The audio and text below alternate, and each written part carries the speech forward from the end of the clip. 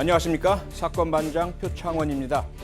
미국의 제46대 대통령 선거가 뜨거운 열기 속에 아직도 개표가 진행되고 있습니다. 전 세계의 눈은 미국 대통령 선거에 쏠려 있습니다. 앞으로 세계 최강대국 미국의 국정 방향이 결정되는 것은 물론 한반도 문제를 비롯한 국제 정세에 막대한 영향을 미치기 때문입니다. 흔히 선거를 민주주의의 축제라고 합니다. 그러나 지금 미국의 풍경은 전혀 그렇지 않아 보입니다. 예상 외의 접전으로 갈등이 증폭되며 최악의 시나리오로 가는 미국 대선. 과연 빠른 시간 안에 민주주의 선진국다운 품격과 안정을 되찾을 수 있을까요?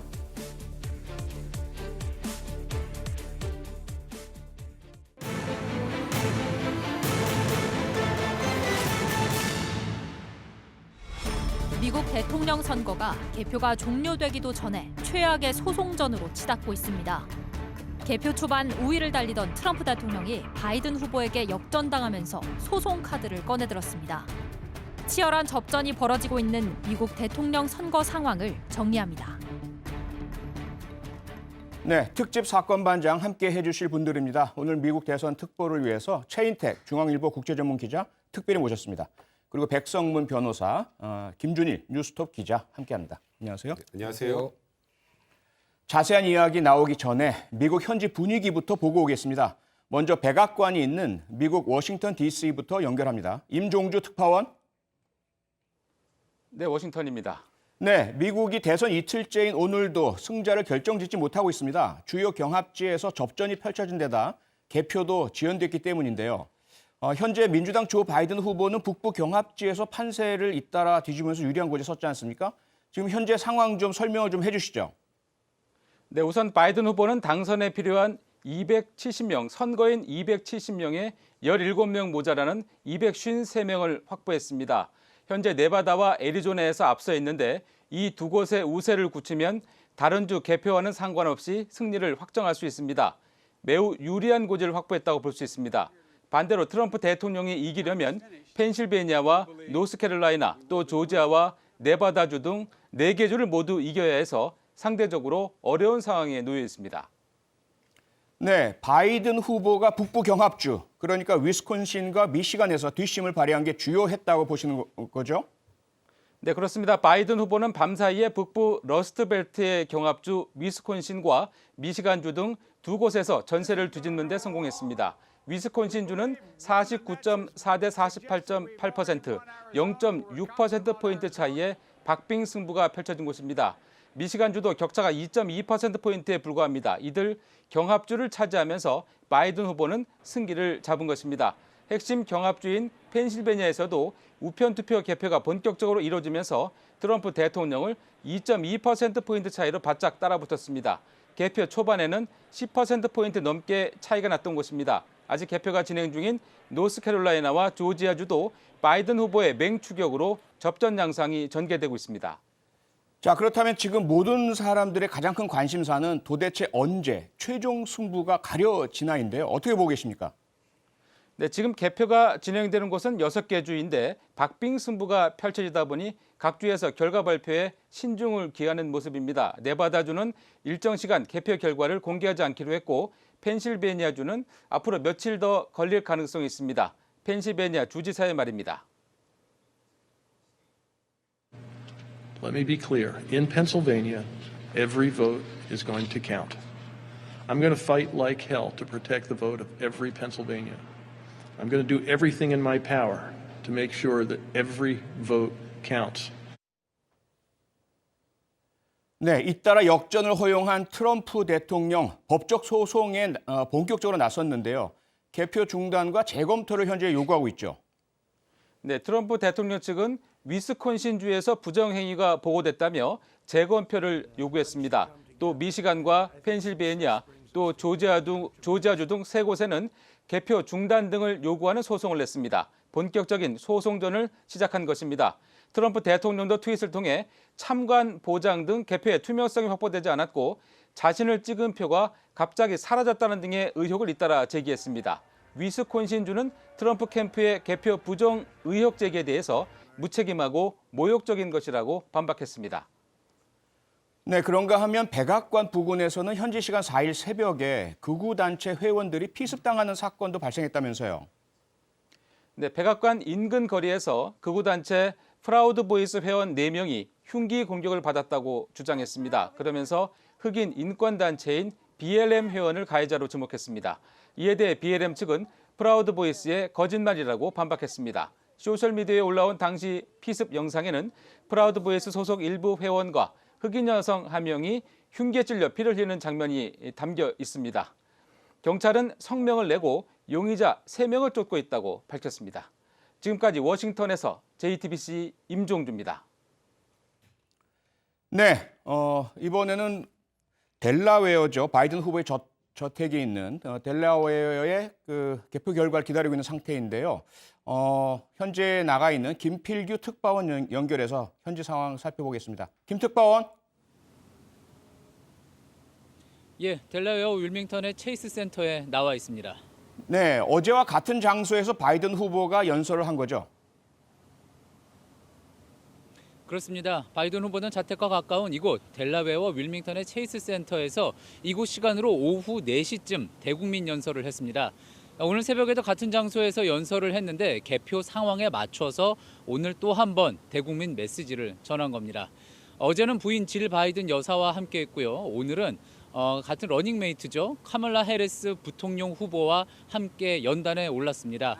어제는 개표 상황이 다소 불리한 상황에서 지지자들을 결집시키고 용기를 북돋아주기 위해 부인과 함께 왔다면 오늘은 이제 개표 상황이 유리하게 흘러가는 상황 속에서 차기 대통령으로서 집권 후 구상 어떻게 할 수 있을지에 대해서 그 이미지를 보여주기 위해 부통령 후보와 같이 나왔다고 볼 수 있겠습니다. 트럼프 대통령이 항상 이 델라웨어의 지하실에만 있다고 조롱을 하기도 했었죠. 바이든 후보 입장에서는 이곳 윌밍턴이 의미가 깊은 곳입니다. 펜실베니아에서 살다가 10살 때 이곳으로 이사와 평생을 지금 보내고 있는데요. 두 아들을 낳고 또 상원의원이 되고 부인인 질 바이든 여사를 만난 곳 모두 다 이곳 델라웨어 윌밍턴입니다. 2015년 뇌종양으로 죽은 장남을 이곳에 묻기도 했고요. 그래서 아마 승리 연설을 하게 된다면 그게 오늘 밤이 될지 또 언제가 될지 알 수는 없지만 승리 연설을 하게 된다면 바로 이곳에서 하게 될 가능성이 아주 높습니다. 네, 그러니까 바이든 후보가 현재 개표 상황이 상당히 유리해졌고 언론들도 승리를 점치는 상황에서 승리자로서의 이미지를 보여주고요. 그다음에 향후 전략 정책 등을 투영해 보는 이러한 연설이라고 말씀해 주셨는데 그러면 공식적인 승리 선언은 아직 안 했고 앞으로 할 예정이다. 이렇게 봐야 되는 거죠? 맞습니다. 오늘 상당히 비슷한 느낌의 이야기를 하긴 했는데 직접 시청자 여러분이 들어보시죠. 어떤 선언을 했는지 어떤 내용이 이야기했는지 후보자의 이야기로 직접 들어보시죠. It's clear that we're winning enough states to reach 270 electoral votes needed to win the presidency. I'm not here to declare that we've won, but I am here to report when the count is finished, we believe we will be the winners. 예. 그래도 새벽에는 상황을 낙관하고 있다. 예, 그 정도의 발언이었었는데 이번에는 이제 270명 매직 넘버에 도달했다는 좀 더 구체적인 메시지를 내놓은 겁니다. 앞서 승리를 선언하고 또 소송 방침을 밝힌 트럼프 대통령의 대응에서 지지자들을 결집시키기 위한 메시지를 내놓은 것으로 보입니다. 그러면서 이제 트럼프 대통령과 차별화를 위해서 또 여러 가지 이야기를 했는데 이와 관련된 내용도 직접 들어보시죠. The presidency itself is not a partisan institution. It's the one office in this nation that represents everyone. And it demands a duty of care for all Americans. And that is precisely what I will do. 네, 김필규 특파원, 지금 바이든 후보의 연설의 핵심 내용이 그러니까 지금 내용을 보자면요. 트럼프 후보와의 격돌 때문에 생긴 미국의 갈등, 이것을 치유할 필요가 있다. 그래서 민주당원만의 대통령이 아니라 공화당원의 대통령도 되겠다. 미국 전체의 대통령이 되겠다. 이렇게 이해가 좀 되네요. 그렇습니다. 개표 상황이 유리하게 진행되면서 어제 새벽에 했던 연설과는 한 걸음 더 들어간 이제 대통령으로서의 포부를 밝히는 느낌의 이야기까지 나온 거였는데요. 상대방을 적으로 취급하는 것을 중단해야 한다. 우리는 적이 아니다. 우리를 하나로 만드는 게 우리를 갈라놓는 것보다 더 힘이 크다. 이렇게 강조를 했습니다. 그간 양극화를 조장해왔다고 비판을 받아온 트럼프 대통령과 차별화하면서 이제 정말 차기 미국 대통령으로서 적합한 모습의 리더 이미지를 구축하려는 전략으로 보입니다. 네, 이번에 언론에서는요, 그 미국 역사상 가장 높은 투표율이 나올 것이다. 이런 예상들이 계속 나오고 있던데 최종적으로 어느 정도라고 지금 예측을 하고 있습니까? 예, 오늘 바이든 후보도 연설에서 그와 관련해서 직접 언급을 한 부분이 있었는데요. 이 내용 직접 들어보시죠. We have a popular vote lead of nearly 3 million votes, and every indication is that will grow as well. Indeed, Senator Harris and I are on track to win more votes than any ticket in the history of this country that ever won the presidency and vice presidency. Over 70 million votes. I'm very proud of our campaign. 예, 바이든 후보가 한 이야기에 대해서 좀 더 자세히 설명을 드리겠습니다. AP통신은 바이든 후보가 이곳 시간으로 오후 2시 기준으로 7,033만 표를 받았다고 보도를 했습니다. 그간 이제 공화당, 민주당 후보 할 것 없이 가장 많은 표를 받은 후보가 된 셈인 건데요. 이전의 최고 기록은 버락 오바마 전 대통령이 세운 6,950만 표였습니다. 그러니까 상당한 수준의 표를 지금 이미 바이든 후보가 획득을 했고요. 앞으로도 그 숫자는 지금 오르고 있는 중입니다. 한편 트럼프 대통령은 지금까지 6,753만 표를 얻었습니다. 자, 이렇게 되면 누가 지게 되든지 간에 동시에 가장 많은 표를 받은 낙선자가 되는 셈입니다. 또 이번에 최소 1억 5,980만 명이 투표에 참여한 것으로 나타나고 있습니다. 그래서 전체 투표율은 66.8%, 1900년 이후에 가장 높은 투표율이 될 거라는 전망입니다. 바이든 후보는 오늘 연설에서 이런 기록적인 투표에서 어떤 미심쩍은 의혹이 있다고 주장하는 것은 부당하다, 그러면 안 된다. 트럼프 대통령이 소송을 내려는 움직임에 대해서 이렇게 애둘러 비판하기도 했습니다. 지금까지 델라웨어에서 JTBC 김필규입니다. 네, 우편 투표 개표가 더해지면서 민주당 조 바이든 후보가 주요 경합주에서 트럼프 대통령을 역전하면서 점차 유리한 고지를 확보하고 있습니다. 그러자 트럼프 측은 자신이 뒤지기 시작한 주요 지역에서 재검표 등 법적 대응을 거론하고 나섰는데요. 막판 경합주 중 하나인 미국 서부 네바다에 있는 백종훈 기자 연결해 보겠습니다. 네, 백종훈 기자. 네. 네, 먼저 6대 경합주 중 한 곳인 애리조나주는 상대적으로 공화당 텃밭이었음에도 불구하고 바이든 후보가 근소한 차로 앞서고 있는데요. 트럼프 대통령이 이곳에 대해서도 법적 조치를 거론했네요. 예, 먼저 제가 있는 네바다 아래쪽에 애리조나주가 있습니다. 득표율은 86% 정도 되는데요.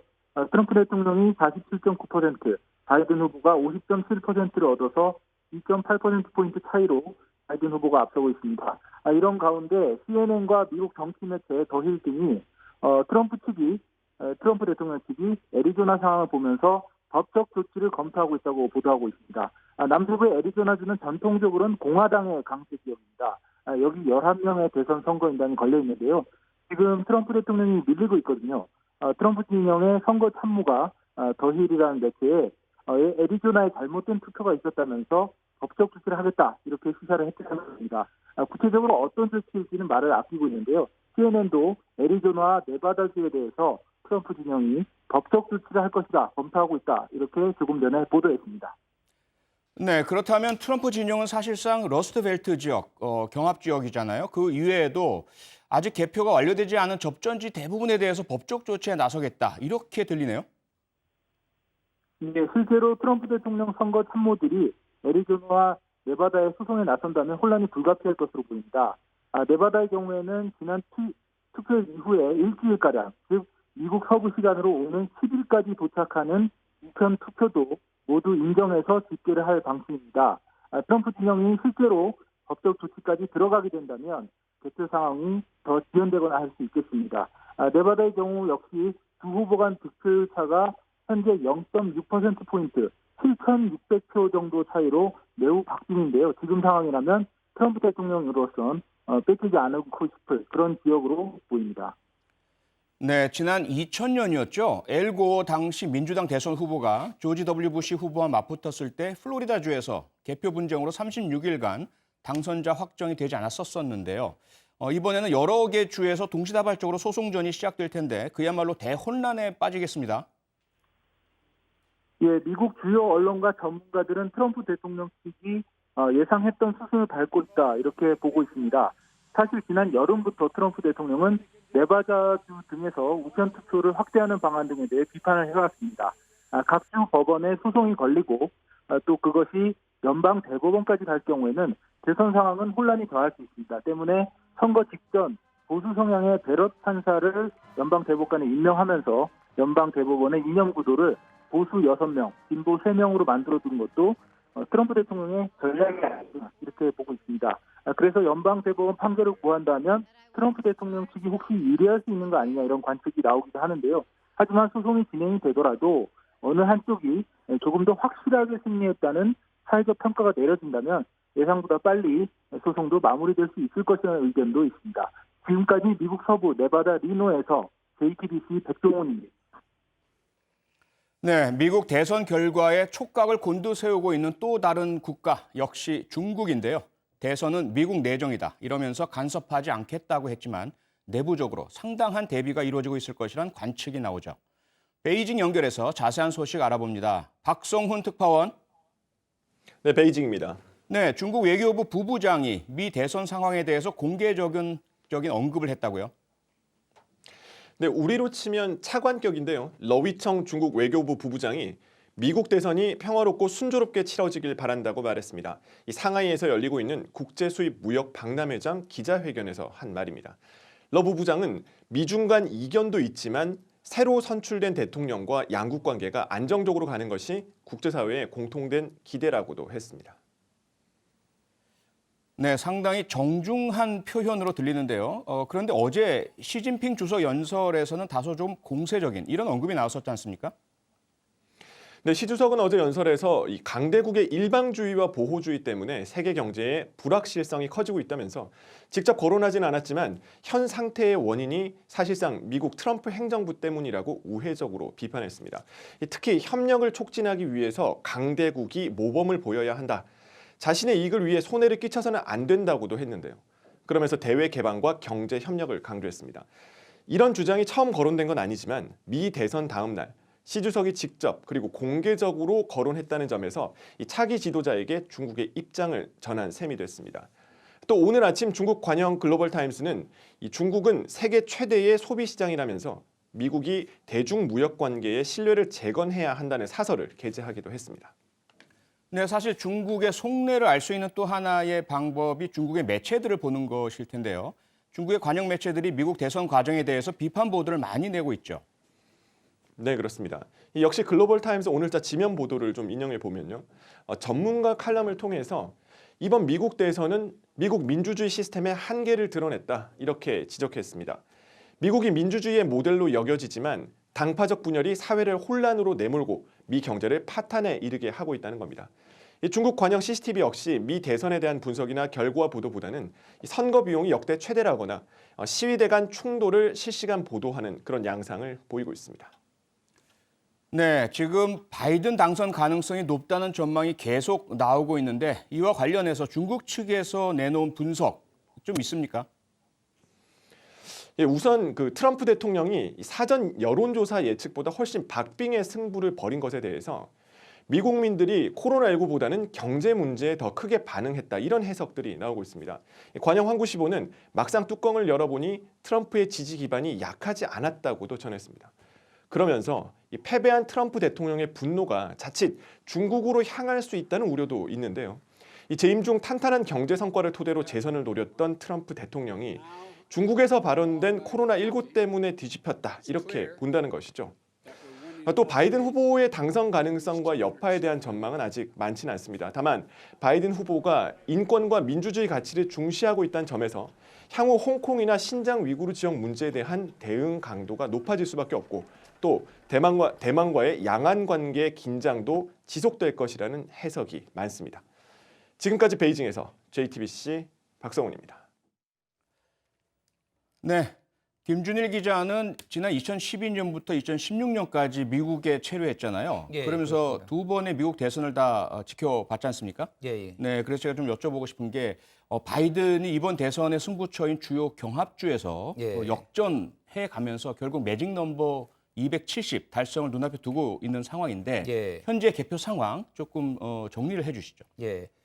어제 그러니까 어제 오후만 하더라도 트럼프 대통령이 조금 더 앞서 나가는 곳이 많았기 때문에 트럼프 재선되는 거 아니냐 이런 얘기들이 나왔는데 어제 오후 늦게 들어서면서 주요 경합지 특히 이제 러스트벨트라고 불리우는 미시간이나 네. 위스콘신 이쪽에서 이제 역전이 됐어요 밤에. 예. 그러면서 여기에 표를 가져가면서 지금 사실상 이제 경합주 중에서 남은 데는 이제 5군데 아니면 4군데 이렇게 언론사마다 좀 다른데. 애리조나 같은 경우에는 이제 사실상 바이든이 가져갔다라고 보는 데가 많아요. 네. 11개. 그래서 253에 11개를 더하면 264를 확보했다라고 그러네요. 지금 보고 있어요. 그래서 매직 넘버가 6석 남았는데 예. 이제 남은 데가 이제 네바다, 이제 라스베이거스가 있는 네바다, 그리고 그 펜실베니아, 필라델피아가 있는 펜실베니아, 그리고 조지아, 예. 애틀란타가 있죠. 애틀란타 CNN 있죠. 본사가 있는 애틀란타가 있는 조지아, 그리고 노스캐롤라이나, 마이클 조단 고향이죠 여기가. 어허. 이 4군데가 남았는데 지금 사실상 네바다는 그러니까 바이든이 이겼다라고 나오는 이유가 8,000표로 바이든이 앞서는데 남은 표가 다 우편 투표입니다. 아하. 근데 우편 투표에서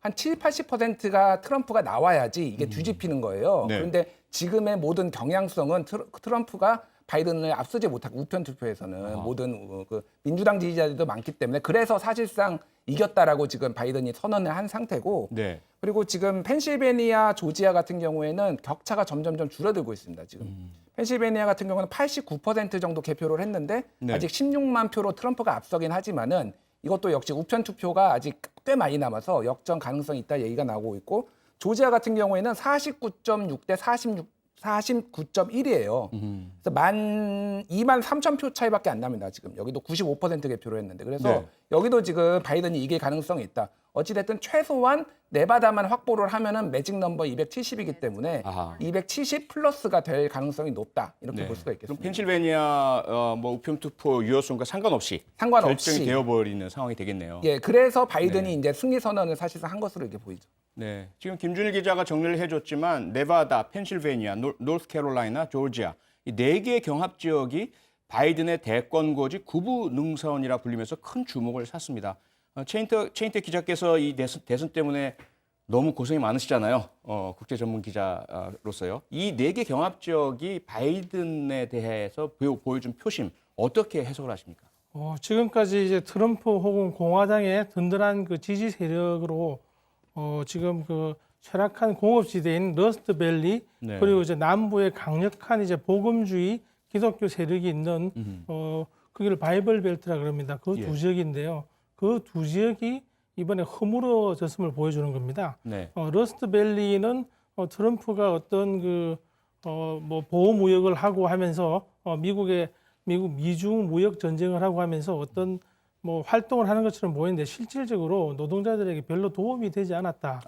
그런 판단을 하고 예. 무너진 걸로 보입니다. 미시간하고 위스콘신은 이건 대표적인 그 지역인데 이렇게 네. 된 거고요. 예. 그리고 펜실베니아도 지금 한 3-4% 정도 차이가 있고 계속 개표 중입니다만은 남은 거는 대부분이 좀 우편 투표거든요. 네. 그렇기 때문에 여기에서도 트럼프는 장담할 수가 없습니다. 이러기 때문에 강력한 이제 그 지지 세력이었던 러스트 벨트가 하나 무너진 거고요. 그 남부 지역의 노스캐롤라이나와 조지아는 남부 지역 뭐 선벨트라고도 하고 또는 이제 바이블 벨트라고도 하는데 네. 이 지역 바이블 벨트의 그 기독교 원리주의자분들이 이 트럼프에게 이제 손을 좀 등을 돌린 게 아닌가 이런 해석이 가능하고 또 하나는 노스캐롤라이나는 북부에 IT 단지를 유치했습니다. 네. 그래서 젊은이들이 굉장히 그쪽으로 이주를 많이 했어요. 인구 분포가 변하면서 주의 성격 자체가 변한 그런 경우가 되겠고요.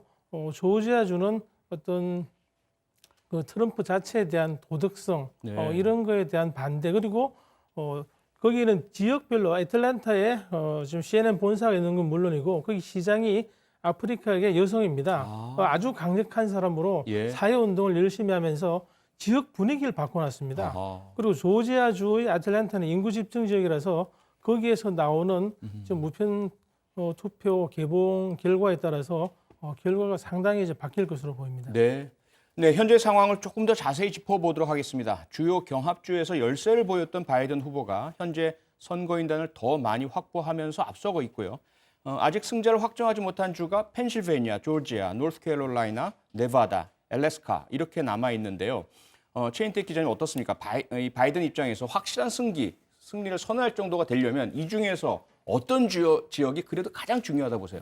지금 가장 가능성이 큰 거는 가장 다가와 있는 건 네바다입니다. 예. 네바다에 6석만 확보하면은 270석을 차지할 수 있거든요. 예. 그러면 이제 무조건 승리입니다. 다른 뭐 여지가 없이 그렇기 때문에 네. 저기에서 이제 뭔가 승리를 거두려고 할 것이고요. 펜실베니아도 아까 말씀드린 대로 남아 있는 우편 투표가 개봉되면은 역전하면서 아주 멋지게 시작부터 상당한 차이로 트럼프를 누르고 대통령 당선을 공식 선언할 수 있게 되겠죠. 네. 네, 김준일 기자. 지금 예. 최인택 기자께서 설명을 해주셨지만 가장 핵심은 네바다다. 이 네바다 6주를 딱 확보한 순간 매직 넘버 270이 딱 달성되면서 거의 승리 공식이 될 텐데 예. 어떻습니까? 지금 네바다는 그런데 개표를 잠정 중단하고 있잖아요. 개표 예. 공개를 중단하는 거죠? 그러니까 정확하게는 발표를. 예. 그러니까 우편 투표가 너무 많다는 거예요. 아하. 그래가지고 이제 미국 시간으로 목요일 오전 9시까지 중단하겠다라고 네바다 선관위가 발표를 했어요. 네. 근데 지금 뜻하지 않게 네바다의 결과에 따라서 대선이 결정되다 보니까 그러네요. 그 압력을 받아가지고 이거 좀 땡겨보겠다라고 아하. 막 하는 상황인데 또 이게 인력이 안 되니까 지금 어떻게 될지 몰라서 미국 시간으로, 그러니까 미국 기준으로 목요일 날 이게 다 개표가 끝나면은 사실상 금요일에나 이게 네. 그러니까 발표될 가능성이 있는 그런 상황입니다. 어찌됐든 아하. 근데 아까 말씀드렸듯이 네바다는 사실상 지금 바이든이 잡은 것 아니냐 이렇게 다들 보고 있습니다. 네. 네, 특히 주요 경합주이자 미국의 전통적인 공화당 텃밭인 애리조나가 사실상 현재까지로 봐서는요. 바이든 후보에게 넘어가면서 결국 트럼프 대통령에게는 엄청난 치명타가 된 거 아닙니까? 백성 맞습니다. 변호사? 지금 말씀하셨던 것처럼 애리조나 같은 경우는 지난 대선에서 힐러리 네. 클린턴을 3.6% 차로 이겼던 지역이고요. 예. 뭐 텍사스 정도는 아니지만 전통적인 이제 보수의 그 텃밭으로 지금 불리고 있는데 공화당 텃밭이었잖아요. 네, 맞습니다. 예. 지금 아까 말씀하셨던 것처럼 아직 확정이 되진 않았지만 사실상 바이든 후보가 2% 이상의 득표율로 이긴 것으로 지금 보고 있는 상황입니다. 네. 이곳은 이제 64년 공화당의 대선 후보였죠. 5선 상원이었던 베리 골드워터의 고향인데 굉장히 강경 보수였고요. 네. 보수의 어찌 보면 틀을 만든 인물이라는 평가를 받고 있고 가장 최근에는 존 맥케인 상원 의원 2018년에 사망을 했는데요. 예. 그곳에서 내리 6선을 했었습니다. 아하. 그런 지역에서 바이든 후보가 사실상 승리한 것이기 때문에 굉장히 의미가 큰 지역이다 이렇게 봐야 될 것 같습니다. 이게 네. 히스토리가 조금 있습니다. 이제 예. 설명을 드리면은 그 맥케인 의원은 상원 의원은 2008년에 공화당 후보로 오바마랑 붙었다가 진 후보예요. 맞아요, 그랬죠. 굉장히 뭐라고 해야 신사적인 사람입니다. 네. 그래가지고 애국자고 참전 군인 출신이고 베트남전을 참전했다가 그렇죠. 이제 풀려났고 포로로 잡혔다가 풀려난 맞아요. 경력도 있고 그러는데 그때 당시에 오바마 후보의 약점 뭐 이를테면 그런 소문들이 있었습니다. 미국인이 아니다. 맞아요. 미군 예. 출신이 아니다. 예. 그래서 그거를 당에서 공식 제기하려고 했대. 그렇게 하면 안 된다. 이렇게 선을 그었던 품격을 중시하는 사람인데 네. 트럼프 대통령이 되고 나서 뭐 이렇게 좀 언행을 거칠게 하니까 굉장히 강하게 비판을 했습니다. 그렇죠. 그러니까 맥케인 후보에 대해서 루저다. 트럼프 대통령이 맥케인 그 의원에 대해서 루저다 이런 식으로 막 약간 조롱을 했어요. 네. 그래서 이번에 2018년에 사망했을 때 아하. 맥케인 의원의 부인이 트럼프 대통령을 부르지도 않았습니다. 아하. 장례식장에 장례식에. 부르지도 않았어요. 현직 그 정도로 대통령을. 사이가 안 좋아졌고 네. 지난 9월에 맥케인 후보의 부인이 나는 바이든 지지 선언한다. 이렇게 해버리니까 애리조나 민심이 원래는 여기는 공화당이 우세였거든요. 근데 네, 이번에 그렇죠. 뒤집혀버리면서 아하. 사실은 트럼프의 막말 때문에 여기가 이렇게 넘어오면서 대선이 완전 바뀌어버렸다. 이 정도로 변수가 돼버린 지금 그런 상황입니다. 여기. 예, 맞습니다. 예. 그 트럼프 대통령의 그 인성이 하나의 한 지역을 지지 세력을 잃은 그런 건데요. 네. 보면은 그 트럼프 대통령은 계속적으로 맥케인 의원에 대해서 가짜 영웅이다. 그리고 비난을 아예 포로로 안 잡혔으면 좋았는데 왜 포로로 잡혔냐? 포로로 잡힌 게 무슨 영웅이냐 이런 말을 해서 네. 참전자들에게 굉장히 반감을 샀고요. 네. 그리고 맥케인 가문과 엄청난 반목을 했습니다. 그런 사이에 맥케인은 오바마 케어, 트럼프는 오바마 케어를 없애려고 했는데 그랬죠. 상원 표결에서 예. 오히려 이걸 지지했습니다. 그래서 이제 양측에서 엄청 싸움이 붙었고 또 이를 바탕으로 이번 대선에서 신디 맥케인 여사가 네. 철저하게 이제 반 오바마 그런 이제 반 트럼프. 반 트럼프 예. 캠페인을 폈고 네. 이것이 이번 애리조나 애리조나주의 선거에 그 주요한- 변심에 어허. 큰 영향을 끼친 게 아닌가. 네. 트럼프 개인의 어떤 사람에 대한 인신 공격 그리고 이제 비뚤어진 인성이 정치적인 결과를 초래한 그런 것으로 보입니다. 예. 백성호 변호사. 네. 물론 이제 백성호 변호사가 미국 변호사는 아니신데 지금 미국 대선이 상당히 법적 문제로 갈 그런 우려라 그럴까 이런 상황이잖아요. 트럼프 대통령 측에서 막 개표 중단 소송 또 우편 투표에 대한 유효 네. 소송 이런 것들을 제기하고 있는데 어떻게 보세요? 사실 트럼프 대통령은 일단은 그 전부터 이 대선에 관련돼서 소송 예고를 한 상황이었죠. 네. 그리고 어제 오후까지만 해도 트럼프 대통령의 재선이 굉장히 유력해 보이는 상황이었는데 예. 우편 투표함이 열리면서 굉장히 경합주에서 전부 다 지금 뒤집어진 상황이고요. 그렇죠. 그러다 보니까 트럼프 대통령이 이런 얘기를 했습니다. 어젯밤 나는 대부분의 경우 민주당이 지배한 많은 핵심주에서 확고한 우위를 보이고 있었는데 자고 일어났더니 하나하나 마법처럼 사라지기 시작했다. 이제 그러면서 이제 큰 틀에서 보면 이렇게 나누면 될 것 같습니다. 아까 이제 투표와 관련해서 네. 첫 번째로 일단은 우편 투표가 언제까지 도달했는지 그 기준을 정확하게 해서 그 이후에 도달한 것과 유효한 것과를 나누자. 그게 대표적인 게 조지아주입니다. 네. 조지아주는 지금 현재 아까 말씀하셨던 것처럼 2만 3천여 표 정도를 앞서고 있지만 우편 투표가 다 열리게 되면 질 가능성이 많다는 얘기들이 지금 슬슬 나오고 있단 말이죠. 그렇죠. 그러니까 여기가 3일 오후 7시 이전에 도착해 유효한데 섞인 것 같다. 아하. 그 이후 거는 뺀 거 확실하게 검증을 하자라는 걸 시작을 했고요. 예. 또 하나는 미시간과 펜실베니아 같은 경우에는 이거 우리가 투표 참관인들이 제대로 개표가 되는지 확인해야 되는데 그걸 제대로 확인하지 못했으니까 개표도 중단해달라 그리고 재검표해달라 이렇게 요구를 했지만 일단 이 두 주에서는 개표를 계속 진행하고 있는 상황이고요. 네. 또 마지막으로 위스콘신 같은 경우에는 굉장히 접전이었죠. 그렇죠. 그런데 그곳에서도 무언가 부정한 일이 있었다라는 취지로 얘기를 하면서 아하. 위스콘신주 같은 경우는 1% 차 미만으로 이제 결과가 나오면 재검표를 할 수 있거든요. 네. 지금 그곳에 이제 재검표까지 지금 일단 요청을 한 상황이고 어떤 이유인지 아직 명확하진 않습니다만 지금 문제가 되고 있는 애리조나와 네바다주에도 법적 대응을 하겠다 이렇게 예고를 한 상황입니다. 네. 네, 그럼 여기서 미국 한인들의 분위기는 어떤지 연결해서 들어보겠습니다. 김동석 미주 한인 유권자 연대 대표 나와 계시죠? 네, 김동석입니다. 네, 안녕하세요. 미국 대선의 윤곽이 점차 드러나고 있는 가운데 현지 분위기 한번 좀 여쭤보겠습니다. 김동석 미주 한인 유권자 대표께서는 지금 계속해서 아마 대선 지켜보고 계셨을 텐데요. 현재 분위기 어떻게 좀 설명을 해주시겠습니까?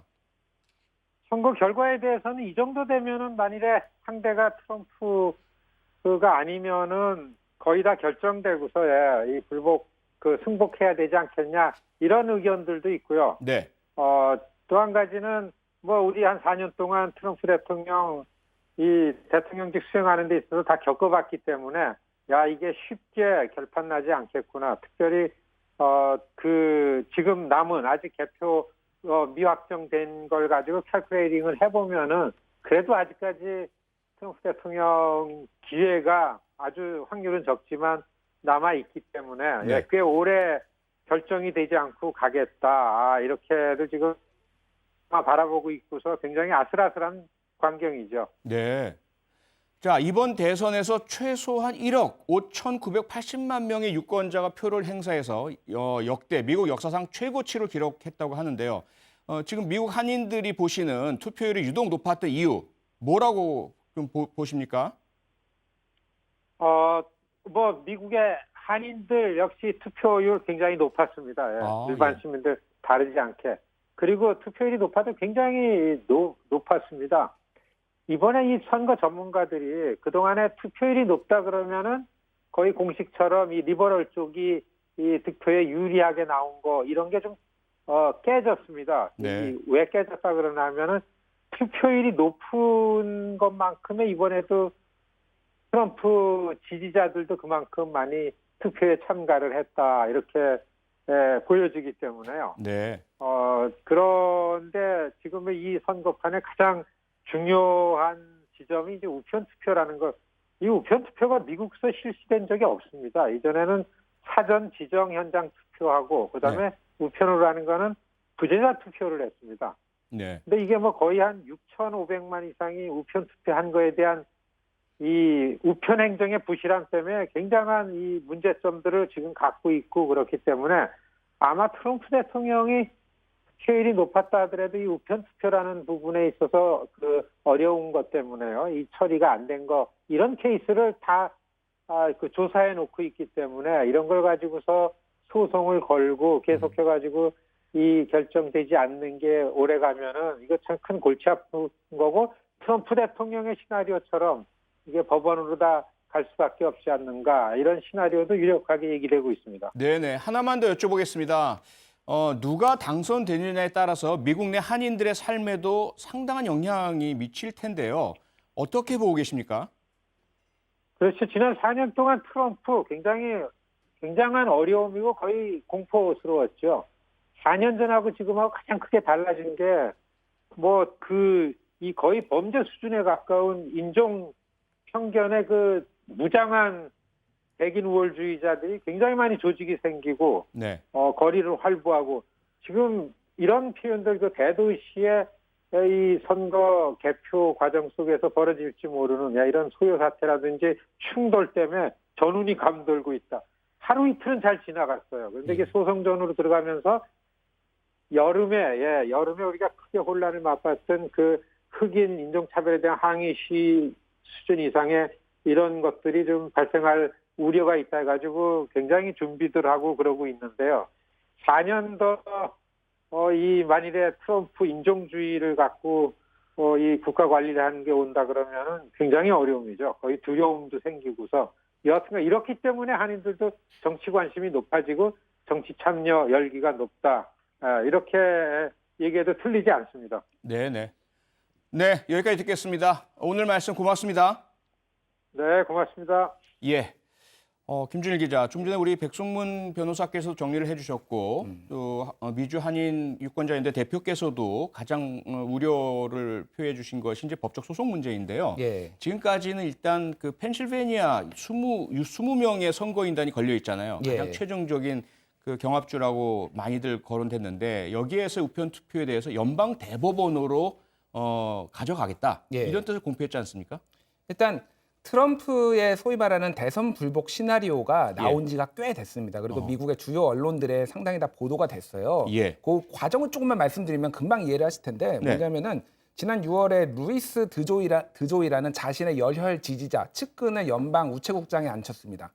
그래서 이 연방 우체국장이 바로 자동 분류 기계 600대를 없애버립니다. 경영 합리화를 위해서. 그러니까 지금 막판에 이제 이런 우편 투표가 막 몰릴 텐데 기계가 없어서 분류를 못 해가지고 이게 지연되는 거예요. 그러면서 이렇게 시간을 그러니까 전체적으로 우편 투표를 혼탁하게 만들어서 그 다음에 이게 다 불법 선거다 이렇게 주장을 그거는 이미 올해 봄부터 얘기를 했거든요. 우편 투표는 사기다 불법 선거다라는 거를 계속 얘기를 했어요.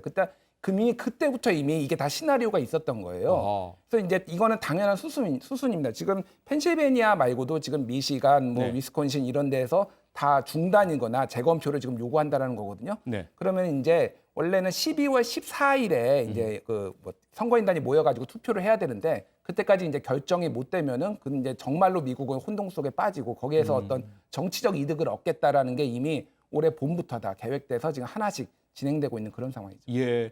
자, 그런데 최인택 기자, 문제가요. 이렇게 많은 언론도 전문가도 예상할 수 있고요, 수순을. 그 끝도 사실 트럼프에게 그다지 과연 원하는 결과를 가져다 줄까 의심스러운데 도대체 트럼프는 왜 이렇게 무리하게 법적 소송으로 계속 나아가는 것일까요? 트럼프의 성격이죠. 집요하고 목표를 향해서는 수단과 방법을 가리지 않고 그렇게 살아왔다는 것이 자신이 옛날에 쓴 여러 가지 책에도 다 나타날 정도입니다. 그렇기 때문에 이번에 무슨 수단과 방법을 가리지 않고 재선을 해야 되겠다.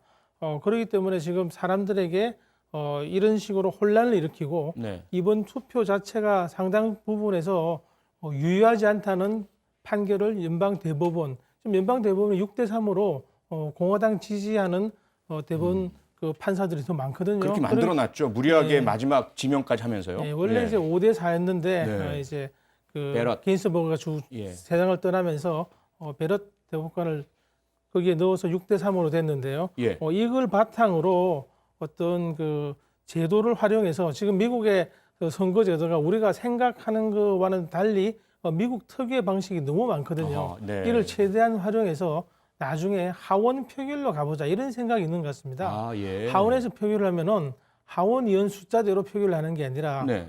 주별로 사람을 정해서 하거든요. 아. 그렇게 하면은 민주당이 아무리 하원의 의원들이 많아도 네. 공화당의 트럼프에 유리할 수가 있습니다. 주별로 묶으면 공화당이 유리한 건가요? 예. 전체 수는 하원 민주당이 많아도 그게 좀 인구로 하원 의원은 인구로 돼 있지 않습니까? 예. 인구로 되어서 지금 그 캘리포니아주만 53명입니다. 그리고 이제 네. 버몬트라든지 이런 델라웨이주는 그 하원 의원이 1명입니다. 상원 의원이 2명인데. 그럼 53명도 한 표, 한 명도 한 표 이렇게 되나요? 네, 그런 식으로 하다 아하. 보면은 전체적으로 공화당에 유리합니다. 그렇군요. 이를 생각하고 있는 게 아닌가 그렇게 이제 추정을 해볼 수가 있는데요. 네. 트럼프는 어떻게 튈지 아무도 모르는 농구공이기 때문에 네.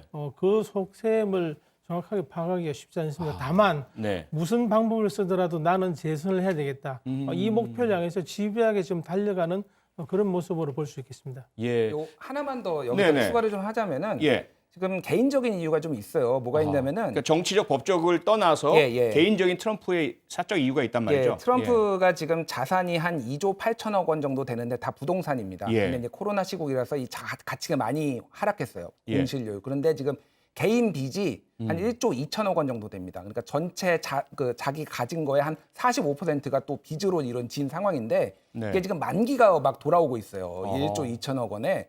근데 만약에 재선이 안 된다. 한마디로 이 아무런 영향력이 없는 사람이 된다라면은 네. 은행에서 연장을 안 해주는 거죠. 아하. 그러면 개인 파산 가능성이 있습니다. 지금 트럼프가. 그러니까 빚이 어마어마하기 때문에 그렇기 예. 때문에 대통령이 설령 안 되더라고 하더라도 자기가 억울하게 지금 밀려났다라고 네. 하면서 정치적 목소리, 영향력, 관심을 계속 끌면서 영향력 유지하고 그런 어떤 또 만기에 대한 압력을 좀 벗어나면서 이런 것들을 지금 크게 넓게 지금 다 보고 있는 거예요. 아하.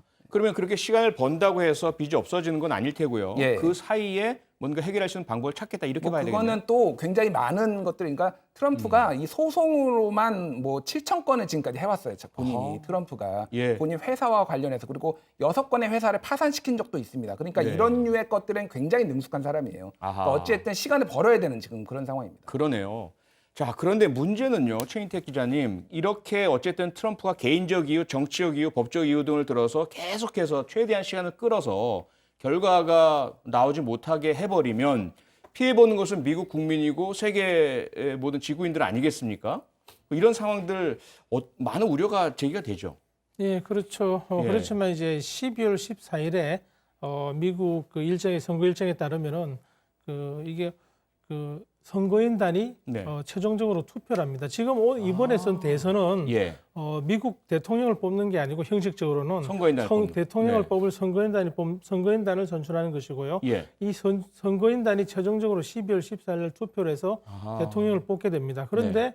그 일정의 차질이 나지 않도록 거기에 맞추도록 하는 게 연방대법원의 지금까지 역할인데 네. 이번에 6대3이 된 연방대법원이 어떤 결과를 낼지 그 일정과 상관없이 일단 뭐 보류하고 뭘 하고 뭐 하원으로 가고 이런 복잡한 판결을 할 가능성을 배제할 수가 없습니다. 네. 그렇기 때문에 트럼프로서는 지금 마지막 그 신랄 같은 희망을 가지고 네. 최후의 일전을 벌이고 있는 거죠. 아하.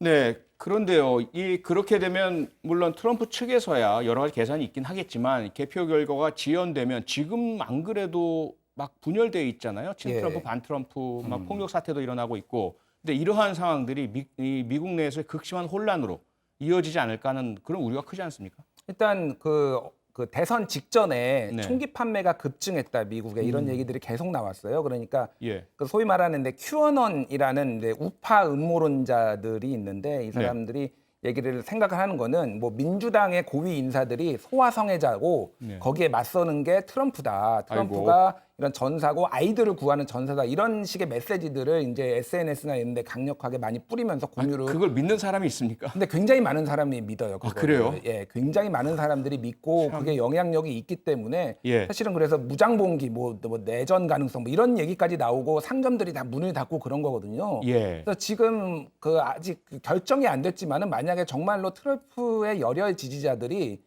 뭐 이렇게 무장으로 뭔가를 할 가능성도 배제를 할 수가 없는 게 지난 10월에 미시간 주지사 납치 미수 사건이 있었어요. 미시간 주지사가 민주당 인사였거든요. 네. 근데 이 사람이 이제 그 트럼프의 정책과는 반대되게 강력하게 코로나 바이러스를 막기 위해 봉쇄령을 내리고 그러니까 이게 개인의 자유를 침해하고 트럼프를 공격하는 거다라고 하면서 트럼프를 지지하는 사람들 13명이 그때 무장을 해가지고 납치를 하고 의회를 어떻게 미시간을 장악하고 이런 거를 모의를 하다가 걸린 거고 이 사람들이 버지니아 주지사도 납치하려고 했다 이런 얘기까지 이제 FBI가 밝혀냈단 말이에요. 쿠데타네요, 거의. 그런 가능성이 있기 때문에 지금 미국 사회가 상당히 긴장하고 트럼프가 특히 어떤 메시지를 내놓느냐에 따라서 이게 네. 정말로 커질지 작아질지 이런 것들이 지금 굉장히 우려되는 상황입니다. 걱정입니다. 최인택 기자님, 그런데 우리가 지금 쭉 바이든 후보의 어떤 당선을 거의 당연시하면서 이야기를 나누고 있는데 아직까지 결정된 건 아니지 않습니까? 지금 현재 상황에서 트럼프 대통령이 승리할 수 있는 또 뭐 딱 한 가지 시나리오가 있다고 하던데 그게 무엇입니까? 남은 그 모든 주에서 이기는 건데요. 모든 남은 경합지에서 다 이기는 거. 그런데 그거 자체는 지금 뭐 사실 뭐 실질적으로 불가능하고요. 현실적으로 불가능하다. 예, 그 남은 표도 대부분이 바이든 성향일 것으로 추정이 되는 예. 우편 투표이기 때문에 예. 이 상황에서 지금 트럼프가 벗어날 수 있는 거는 혼란을 일으켜서 지금까지 이제 투표 개표가 무효다 이런 이제 판결을 받아내는 그거 외에는 다른 방법이 없어 보입니다. 법적인 그 무리한 방법 외에는 없어 보인다. 정치적으로는요. 선거로서는. 그런데 결국은 지금 과연 답이 있을까 모르겠는데 김준일 기자. 예. 좀 전에 최인택 기자께서 12월 14일 날 선거인단 선거가 있어야 한다. 이것이 선거 일정이다라고 말씀 주셨는데 예. 그러면 그 전에 선거인단이 확정이 돼야 되잖아요. 예. 그럼 그것은 승리 확정이고 그게 도대체 언제일까? 언제 우리가 정말 미국 대통령, 차기 대통령, 46대 대통령이 누구다 알 수 있는 시기 언제로 봐야 됩니까? 그러니까 그거는 정말로 이게 이 절차적인 거예요. 연방 대법원이 어떻게 마음을 먹느냐 이거에 달렸다라고 저는 보이거든요. 지금. 예. 그래서 이게 법적으로 미국 법적으로 보면은 어쨌든 3월 4일까지는 무조건 대통령을 뽑게 돼 있어요. 지금 법으로. 예. 근데 그때까지 이제 안 되면은 아까 전에 최인택 기자가 말씀하셨듯이 이제 하원에서 투표를 할 가능성이 있는데 하원도 승자 독식이에요. 그래서 지금 이제 이번 선거가 지금 정확하지 않은데 이전에 선거 전까지는 공화당이 하원에서 우위인 데가 26곳, 네. 민주당이 하원 우위인 데가 23곳, 그리고 펜실베니아는 동률 이랬거든요. 네. 그래서 만약에 그렇게 투표를 하면은 트럼프가 하원 투표로 당선이 되는 거예요. 그리고 이게 미국 역사상에 2번이 있었습니다. 실제로. 과반이 안 돼가지고 하원이 투표를 한 게 1800년하고 1824년에 네. 하원에서 투표해서 대통령이 나온 게 2번 있어요. 그 2번이 실제. 있었어요. 실제 있기 때문에 이게 불가능한 시나리오가 아니다. 그러니까 예. 연방 대법원이 어떻게 판단을 해서 이거 말도 안 되는 얘기다 하고 그냥 다 묵살하고 바이든의 손에 들어줄지 아니면 진짜 하원에 한번 가보자라고 할지를 좀 지켜봐야 될 필요가 있습니다. 네. 자, 어쨌든 지금 상황을 보면 조 바이든 후보는 승리를 거의 낙관하고 한 걸음씩 그런 승리 선언에 다가가는 메시지를 보여내고 있는 것 같아요. 지금 바이든 후보가 던진 첫 화두 무엇이죠?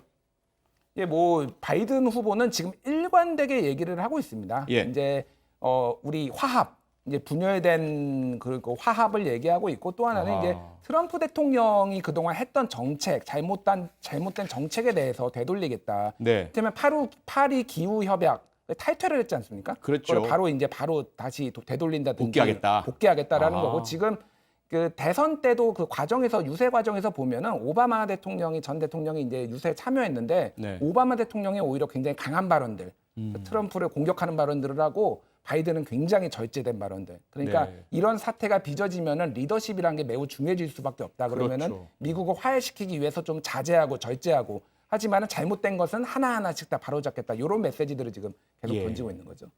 자, 최인택 기자님, 어떤 식으로든 어떻게든 언제든 대선은 마무리될 테고요. 그래서 승자는 결정되고 대통령이 정해질 텐데 문제는 그 사이에 벌어진 양측 간의 간극, 분열, 갈등 이거 아니겠습니까? 그리고 좀 전에 김준일 기자가 얘기했지만 조 바이든 후보의 첫 메시지는 통합이다. 근데 듣다 보니까 우리나라도 2012년, 2017년 모두 다 그 극심한 분열 갈등 속에 대통령 당선자가 첫 화두는 통합이었거든요. 근데 이후에 사실 과연 통합이 잘 됐는가에 대해서 의문이 있는데 조 바이든 후보는 과연 그 통합의 메시지를 대통령이 된다면 어떻게 실천해 가시리라고 보십니까? 지금 보면 국내적으로는 어떤 이제 인종 화합에다가 무게를 둘 수밖에 없습니다. 예, 지금 인종 화합.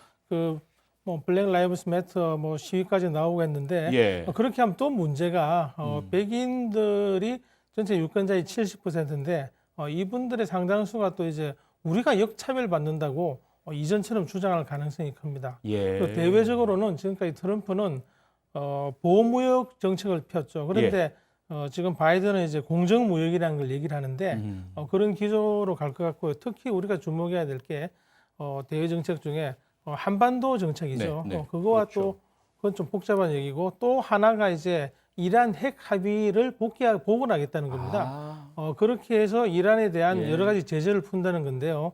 그렇게 되면 우리가 지금 가지고 있는 이란 석유 수입 대금 네. 70억 달러를 이제 이란에 돌려줘야 되는데 그렇게 함으로써 이란과 한국과의 관계가 더 좋아지고 또 많은 경제 협력이 가능합니다. 네. 공사 수주를 해놓고도 지금 미국 경제 제재 때문에 못 가는 게 있는데 예. 이게 풀리면은 우리가 이제 새로운 또 기회를 다른 중동 땅 이란과 뭐 이런 데서 펼 수가 있거든요. 그러한 이제 여러 가지 어둠과 밝음 이게 동시에 있는데 바이든이 되면은 우리가 이용할 수 있는 밝은 면이 더 많다고 볼 수가 있겠습니다. 네. 지금 최인택 기자님이 그 미국 국내의 통합을 인종 갈등 치유부터 시작을 할 것이고 그에 더 나아가서 국제적인 통합도 시도할 것이다. 이란 핵 확산 금지 협약에도 같이 다시 복원할 것이고 복귀할 것이고 그런데 살짝 이제 중요하긴 하지만 복잡해서 남겨놓으신 게 한반도 관련 아니겠습니까? 한반도 관련 우리가 그동안 듣기로는 동맹 중시 뭐 이런 정도로만 이해하고 있는데 어떻게 전망하세요? 한반도 정책? 지금까지 보면은 트럼프는 옛날에 anything but 오바마라고 오바마가 한 정책은 무조건 내가 안 하겠다 이런 거였거든요. 예, 다 버리겠다. 네. 근데 지금 그 바이든은 anything but 트럼프가 될 가능성이 큽니다. 그래서 트럼프가 해왔던 여러 가지 이제 동맹 무시 네. 그리고 이제 돈으로 요구하는 거 이런 거에 대해서는 새로운 방식을 펼 가능성이 있고요. 네. 다만 트럼프의 유산 중에서 대중 압박은 미국의 그 정당과 그 계층할 것 없이 대부분 지지하는 경향이 많기 때문에 네. 특히 미국에 있는 화교들이 상당히 그 대중 압박을 선호를 해요. 예. 중화인민공화국에 대한 이미지가 화교들에게 안 좋은 모양입니다. 그렇기 때문에 그 정책은 계속 펼 것이고 네. 그리고 일본하고 한국 그리고 이제 호주까지 합치고 동남아까지 합쳐서 중국을 포위하고 압박하는 정책을 할 것인데 네. 이렇게 될 경우 우리가 과연 어떤 판단을 해야 될지 지금 우리도 미국 대선 결과에 따라서 상당히 중요한 기로를 새롭게 맞게 되는 것으로 보입니다. 네. 지금 최인택 기자께서 우리의 대응이 중요하다, 우리의 준비가 중요하다라는 문제를 짚어주셨는데 김준일 기자, 예. 당연히 우리도 준비를 하고 있지 않겠습니까? 예, 바이든 일단- 후보 당선에 대비한 예. 우리 청와대 안보실이라든지 예. 정부 여당 또 우리 이 전체적인 리더십 차원에서 어떤 준비를 해야 하고 있다고 보세요? 일단 뭐 지금 청와대에서도 촉각을 곤두세우고 있다라고 합니다. 어제부터 네. 다 일정을 다 취소하고 다 지금 누가 되는지 지켜보고 있고 예. 근데 뭐 누가 됐든 어쨌든 한반도가 평화를 위해서 한다라는 데는 이제 뭐 우리 청와대 문재인 정부의 방침은 굳건하고요. 근데 뭐 각종 시나리오가 있습니다. 뭐 트럼프가 유리하다, 뭐 한반도에 있어 바이든이 유리하다 그런데 그거는 지금 알 수가 없습니다. 그러니까 왜냐하면 트럼프가 반드시 유리한 것도 아닌 게 이미 예. 북한을 본인의 재선을 위해서 이용해 왔다라는 게 어느 정도 드러났는데 재선이 돼버리면 더 이상 북한이 필요 없는 카드가 될 수도 있는 거예요. 그러니까. 네. 그리고 바이든 역시 예전에 오바마 정부 시절에 북한 문제를 무시했다라고 하지만 최근에 바이든 핵심 뭐 외교 참모가 북한하고 대화하겠다 이런 거 언론 인터뷰도 했거든요. 예. 북한 너무 중요하다. 그렇기 때문에 일단 상황을 보고 인내심을 가지고 원칙을 가지고 접근하는 게 중요할 것 같습니다. 예. 너무 백송문 기자께 질문을 안 드려서 사실 지금 이 미국 대선 관련한 여러 혼란과 뭐 앞서서 이렇게 테러라든지 폭행 이런 이야기까지 전해드렸는데 어떻습니까? 백송 기자, 변호사께서 네. 보시는 지금 미국 대선 이후에 미국 사회의 혼란. 그래서 최인태 기자께서는 인종 갈등 화합을 시도하겠지만 아마 오히려 그렇게 되면 역차별을 느끼는 백인들의 또 반동이 있을 것이다 하는데 백성문 변호사께서 보시는 미국 상황 어떠세요? 일단은 빨리 결과가 확정되는 게 우선 중요할 것 같긴 한데요. 네. 지금 말씀하셨던 것처럼 트럼프 대통령 재임 기간에 흑백 갈등이 워낙 거셌고 네. 그게 사회 이슈로 크게 작용을 했고요. 어찌 보면 그렇죠. 트럼프 대통령이 약간 그 부분을 이용했다고 생각할 측면도 있는데 아하. 제일 중요한 부분은 사실 저희 대외적인 나라에서 봤을 때는 예. 미국 내에 있는 인종 간의 갈등을 최소화하고 해소하는 그 노력이 가장 중요할 것 같고요. 그리고 트럼프 대통령이 어쨌건 아메리카 퍼스트를 외치고 그냥 미국 중심주의로 가면서 네. 우리나라에도 어찌 보면 뭐 남북 관계는 도움을 줬을지 모르겠지만 방위비 분담 문제나 여러 가지 문제들이 있었잖아요. 그렇죠. 잘못된 것들을 되돌리는 방향으로 진행되는 것 그게 어찌 보면 우리나라의 또 가장 중요한 부분이 아닌가 싶습니다. 네. 지금까지 미국 대통령 선거 상황 심층적으로 정리해봤습니다. 계속해서 관련 속보 나오는 대로 전해드리겠습니다. 다음 사건으로 넘어가겠습니다.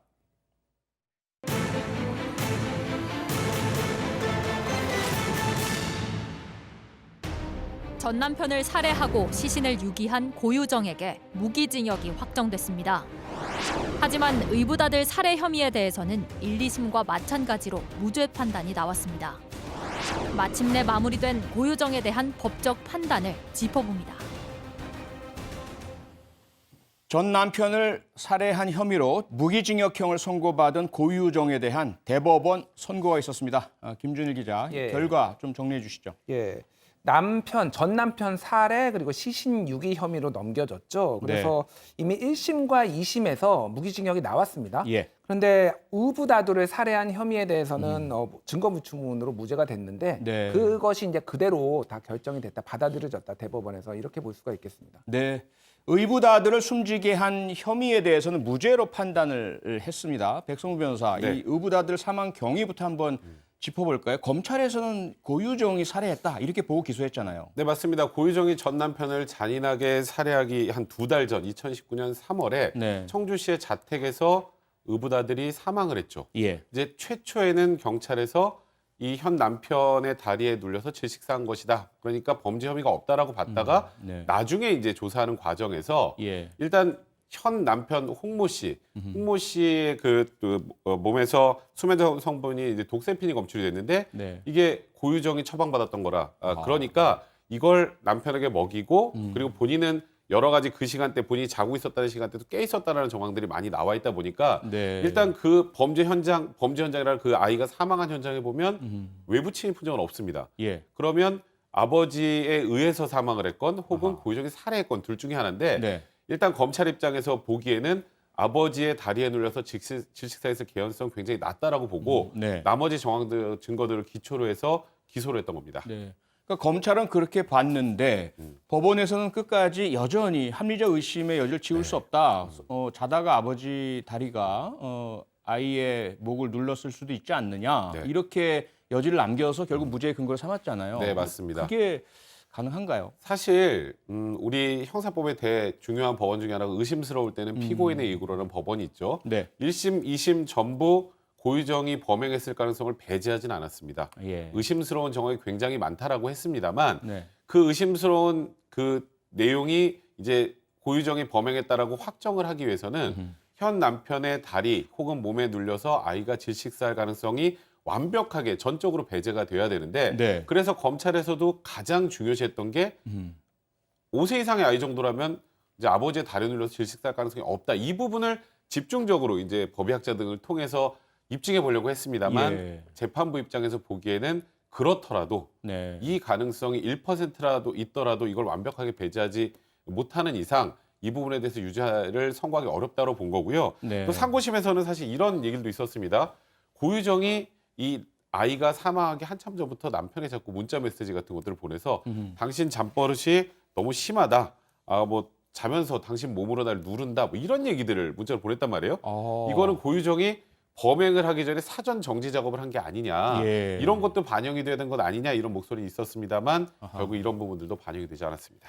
네, 고유정의 의붓 아들은 고유정이 전 남편 살해를 하기 전에 사망을 했습니다. 조금 전에 백성문 변호사가 설명을 했죠.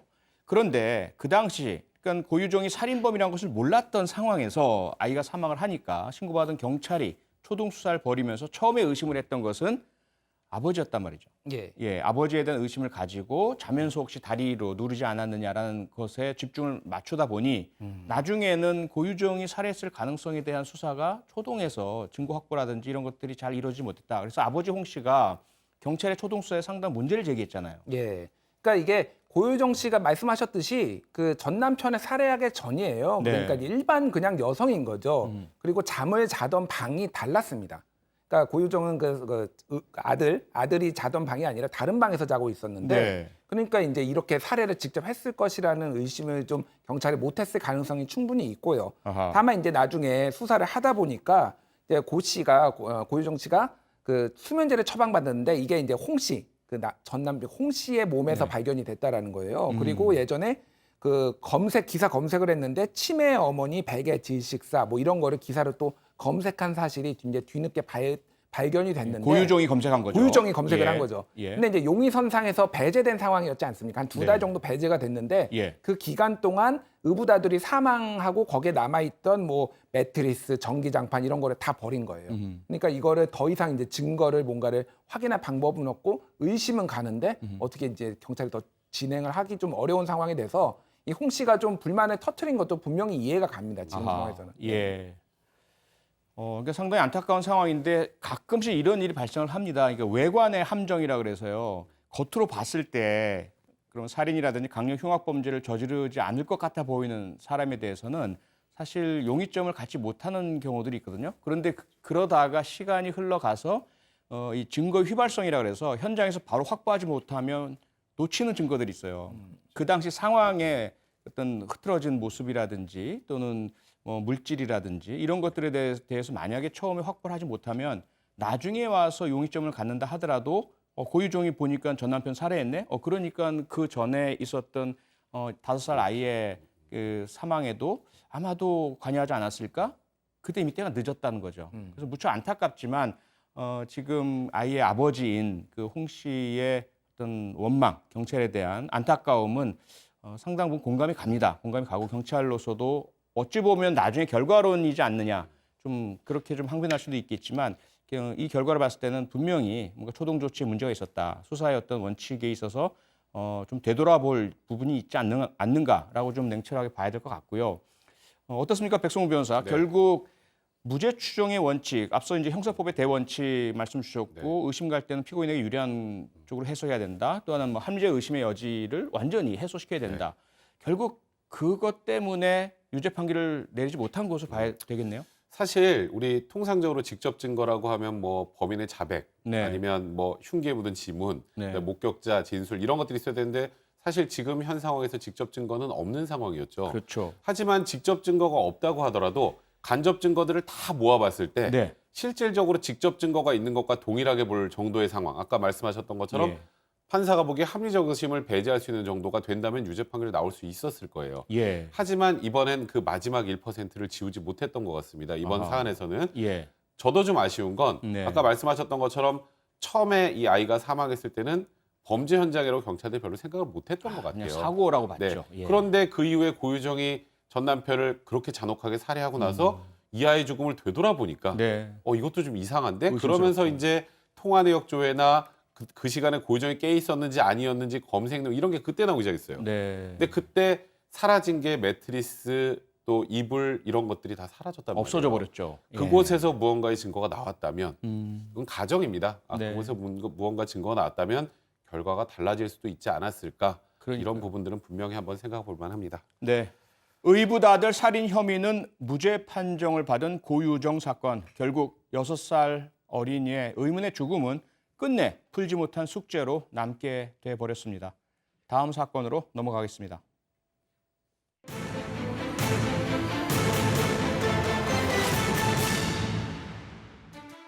지난 9월 인천 을왕리 해수욕장 인근에서 치킨 배달을 하던 50대 가장을 차로 치어 숨지게 한 음주운전자와 동승자의 첫 재판이 열렸습니다.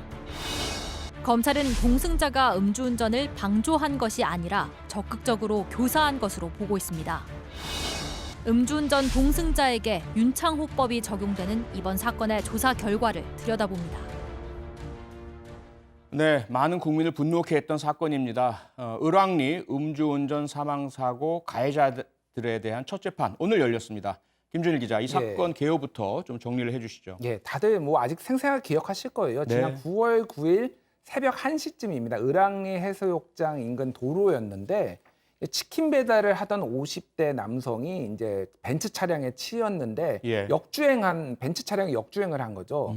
근데 그 차에 탑승한 사람은 운전자는 33세 여성이었고 그래서 그 여성은 0.194 상태로 0.08 면허 취소에 굉장히 높아 2배가 넘는 이제 그런 수치를 기록을 했고요. 완전 만취 상태죠. 예, 완전 이제 사람을 분간을 못할 정도, 심지어는 왜 역주행을 해? 그 오토바이를 보면서 이렇게 말을 했다라고 하니까 본인이 역주행한 것조차 몰랐던 그런 상황이었습니다. 그런데 이제 문제는 동석자가 있었는데 이 차는 그 동석자의 회사 법인 차량이었고요. 그렇죠. 그리고 리모트 컨트롤을 주면서 운전을 해라라고 이제 그 여성한테 얘기를 한 거죠. 그러니까 이거가 이제 교사다, 시킨 거다. 이게 단순히 방조한 게 아니라 시킨 거다. 이제 이렇게 혐의가 적용된 그런 상황입니다. 예. 그러다 보니까 백성호 변호사, 이 사건 같은 경우는 그 음주 운전자보다 더 중요한 것이 동승자에 대해서 과연 법원이 어떠한 판단을 하느냐 아니겠습니까?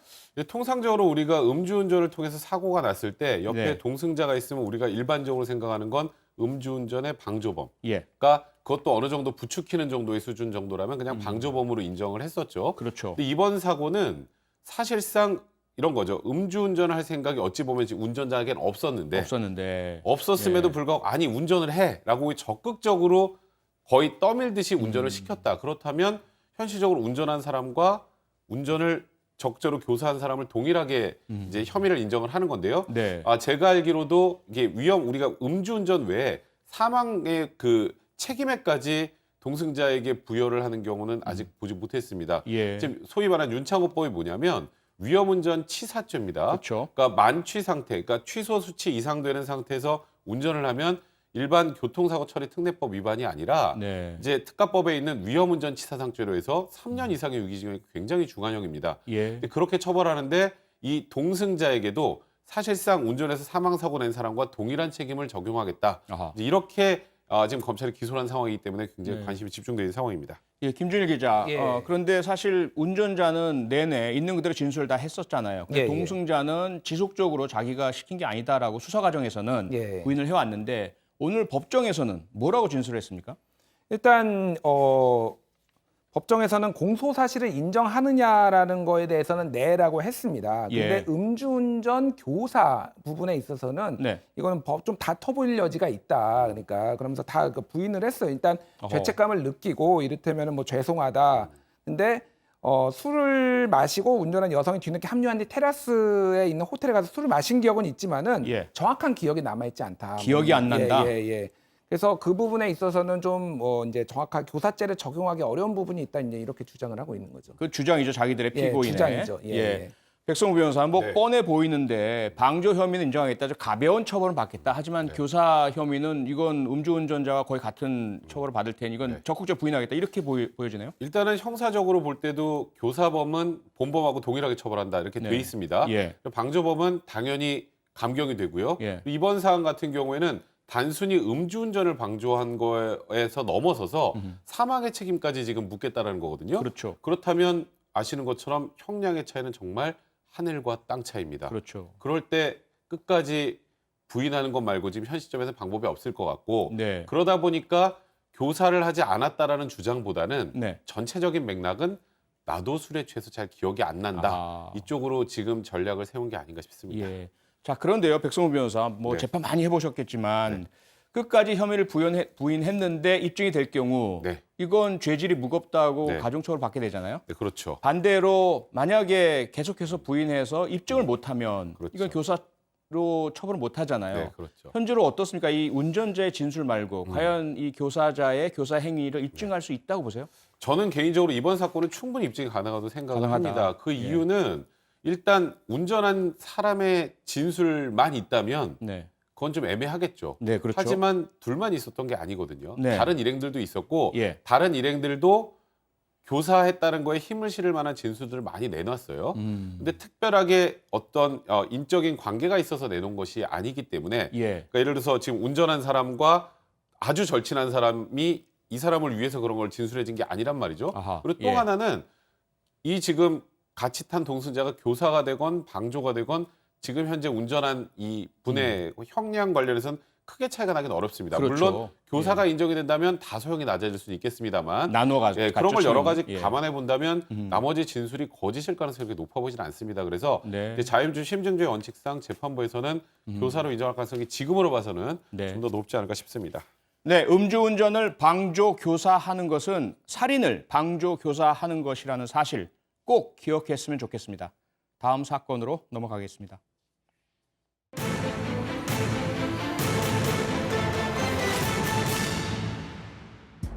준강간 및 준강제추행 혐의를 받는 배우 강지환 씨에 대해서 대법원이 집행유예 3년을 선고한 원심을 확정했습니다. 2심 후 새로운 정황들이 속속 발견됐지만 이변 없는 판결이 나왔습니다. 오늘 나온 강지환 씨에 대한 대법원의 판결을 알아봅니다. 네, 대법원이 준강간 및 준강제추행 등의 혐의를 받고 있는 배우 강지환 씨의 상고를 기각하면서 원심을 확정했습니다. 네, 김준일 기자, 예. 정리를 좀 해주시죠. 예, 지난 7월 9일이죠. 경기도 광주의 자신의 집에서 강지환 씨가 외주 스태프 여성 1명을 성폭행 그리고 네. 다른 스태프 1명을 성추행한 혐의인데요. 네, 1심과 2심에서는 징역 2년 6개월, 집행유예 3년을 선고를 했고 예. 그대로 이제 대법원이 받아들인 거예요. 그래서 네. 대법원은 잠에서 깬 인식한 상황을 구체적으로 진술을 하고 있고 그리고 같이 상당량의 술을 마셨고 그리고 추후에 이제 합의금을 받았는데 합의금을 받았다는 이유만으로 진술의 신빙성을 의심할 증거가 없다. 정황이 아니다라고 해서 원심을 그대로 받아들인 상황입니다. 네. 백성우 변호사, 근데 한 네. 가지 특이한 것이 이 강지환 씨가 준강간 더 무거운 혐의는 인정을 하면서도 다른 여성에 대한 준강제추행 혐의는 줄곧 부인해 왔지 네, 않습니까? 맞습니다. 그런데 대법원은 이것을 받아들이지 않았잖아요. 네, 맞습니다. 일단 강지환 씨 측에서 주장을 했던 건 이 강제추행, 준강제추행의 피해자라고 주장하는 여성이 네. 일단 준강제추행이라는 건 우리가 일반적인 강제추행과 달리 말 그대로 술에 너무 취해서 항거할 수 있는 정도의 상황이 안 된 경우에만 앞에 준자가 붙습니다. 네. 그러니까 통상은 폭행 협박으로 항거불능 상태를 만드는데 이미 항거불능 상태에 돼 있는 사람을 추행한 경우인데요. 네. 항거불능이라고 할 거면 말 그대로 인사불성해서 아무것도 못했어야 되는데 네. 그 시간에 누군가에게 SNS 문자를 보냈단 말이에요. 그럼 깨 있었던 거 아닌가? 예. 깨 있었으면 그게 왜 항거불능이야? 이런 거죠. 그러니까 이제 항거불능이라는 범위를 너무 넓게 인정하는 건 이건 현실적으로 죄형법전 전체에 반한다는 취지의 주장을 했습니다만 예. 이제 이런 거죠. 저희도 자다 깨서 잠깐 문자 메시지 같은 답장을 하고 다시 잠든 경우 있는데 예. 우리가 보통 비몽사몽이라는 표현을 쓰잖아요. 그렇죠. 충분히 그것도 현실적으로 가능하다는 거죠. 아하. 여러 가지 진술을 다 종합해 봤을 때는 이 피해 여성의 진술의 신빙성이 더 많이 부여된다라고 본 거고 네. 충분히 항거불능 상태라고 인정이 된다라고 봤기 때문에 강 씨의 주장을 받아들이지 않았던 것 같습니다. 네, 배우 강지환 씨의 그 스태프에 대한 성폭행 사건은 지난해 7월 발생했습니다. 지난해 7월 발생을 했고 이후에 1심, 2심 재판을 거쳐서 상고심까지 오게 된 것인데요. 김준일 기자, 예. 강 씨가 항소심 결정을 받아들이지 않고 상고한 이유, 그건 뭡니까? 일단 첫 번째는 그 피해자 여성들이 항거불능 상태에 있지 않았다라고 예. 이제 주장을 한 거고요. 두 번째는 강지환 씨 몸에서 피해자 여성들의 DNA가 검출되지 않았다. 또 그리고 피해자의 어떤 진술이나 이런 것들이 번복이 됐다. 뭐 이런 것도 있고요. 그리고 예. 이제 뭐 강제추행을 이제 한 피해자의 그 생리대에서 강지환의 DNA가 발견됐는데 이거는 다른 거를 만지다가 강지환의 물품들을 만지다가 옮겨간 것이다라고 주장을 했지만은 예. 대법원은 받아들이지 않은 거죠. 네, 이런 주장들이 있었고요, 백성우 변호사. 네. 그리고 그 상고심 와중에 피해자 측에 불리할 수 있는 메시지라든지 영상 이런 것들이 막 언론에 무분별하게 공개되기도 하고 네, 그랬었잖아요. 맞습니다. 일종의 여론전으로 좀 의심이 되는데 그럼에도 불구하고 대법원에서는 강지환 씨 측의 상고 이유를 받아들이지 않았지 않습니까? 네, 일단은 중강제추행의 피해자의 이제 생리대에서 강지환 씨의 DNA가 추출이 됐는데 네. 강지환 씨는 그거는 샤워나 이런 과정에서 충분히 강지환 씨의 DNA가 묻을 수 있는 것 아니냐라고 했습니다만 그럴 가능성을 굉장히 낮게 봤던 거고요. 예. 그다음에 이 당시 이 강지환 씨하고 피해자들과 같이 술을 마신 상황이기 때문에 한 명의 항거불능 여부와 관련된 내용들의 주장도 받아들이지 않았습니다. 네. 같이 술을 많이 마셨다는 사실은 충분히 입증이 됐기 때문에 네. 그리고 말씀드렸던 것처럼 한 여성 그 강제추행의 피해자라는 여성은 잠깐 깨서 문자를 남겼다 하지만 말씀드렸던 것처럼 충분히 그거는 비몽사몽간에도 할 수 있는 상황이기 때문에 그걸 가지고 한거불능이라고 보기는 어렵다는 거고 예. 또 하나는 결국 이게 돈 때문에 그런 건 아니냐 이런 주장도 좀 나왔습니다만 그럼 피해자하고 피고인이 합의했다고 피해자가 합의금을 받았다는 이유만으로 피해자 진술의 신빙성이 탄핵되느냐 그건 아니라고 본다 이런 취지로 원심을 확정하게 된 겁니다. 네, 결국 강주한 씨 측에서도 변호인들과 함께 상당히 많이 자신들에게 유리한 증거도 제출을 하고요. 논거 또 진술 계속해서 항변을 했지만 결과적으로 대법원은 피해자들의 진술에 신빙성이 있다라고 받아들였다고 봐야 되겠네요. 그러니까 일단 피해자 진술만 있었던 게 아니라 말씀드렸던 여러 증거들이 있었고 네. 또 같이 술을 마시면서 나왔던 강지환 씨의 진술들도 있었는데 예. 이런 것들을 다 종합해 본다면 우리가 이제 증거를 기초로 해서 판사가 무조건 유죄, 무조건 무죄 판단을 하는 게 아니고요. 예. 여러 증거들을 모아서 판사가 자유로운 심증을 가지고 판단을 하게 되는데 예. 지금 이 정도 상황이라면 판사의 자유심증 원칙에 배척되지 않는다라는 거예요. 이 정도 증거라면 충분히 강지환 씨 혐의가 입증됐다 이렇게 판단하게 된 겁니다. 네. 예, 준강간 등의 혐의를 받은 배우 강지환 씨에 대해 대법원은 최종적으로 유죄 판결을 내렸습니다.